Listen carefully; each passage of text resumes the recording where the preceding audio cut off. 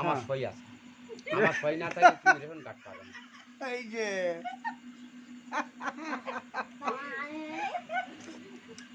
এবার আমি খতিয়ে থাকলে রেশনের দোকান বন্ধ হয়ে যাবে। চাল ডাল আমি এসব কিনে ওই রেশনের দোকানে দিই। বুঝতে পেরেছো? তারপরে কি ওই জন্ম সার্টিফিকেট আমার সই না হলে বেরোবে না। এই যে দেখো জন্ম সার্টিফিকেট, এই যে জন্ম সার্টিফিকেট বেরোবে না। হ্যাঁ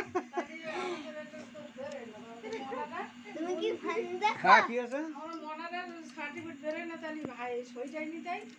এই তাহলে কি আছে?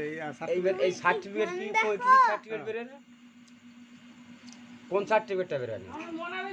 জন্ম সার্টিফিকেট বেরোয় না। তো জন্ম সার্টিফিকেট পঞ্চায়েত জমা দাও, মেম্বারের ডেকে মেম্বারের সই করে গেলে প্রধানের কাছে দেবে, প্রধান লেও দিয়ে দেবে, সই করে দিয়ে দিলি বেরিয়ে যাবে, ও চলে যাবে। আর তুই সই দিবি কখন তাহলে?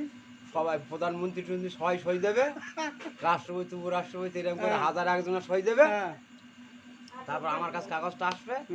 তা আমার কাছে আসবে না, আসবে সরকারের কাছে। আচ্ছা সরকার হলো ডাঁসান কালো হাসা, এটা হলো সরকার, হাজার একটা ওরা হলো সরকার, হ্যাঁ আর আমি গভর্নমেন্টার। আচ্ছা আর হেড গভর্নমেন্টের আমার পরে যে সে হলো নারায়ণ, দেবাশিস ছোট ভাই, তারপরে গণেশ, গণেশের সই লাগে, দেবাশিস ছোট ভাই সই লাগে।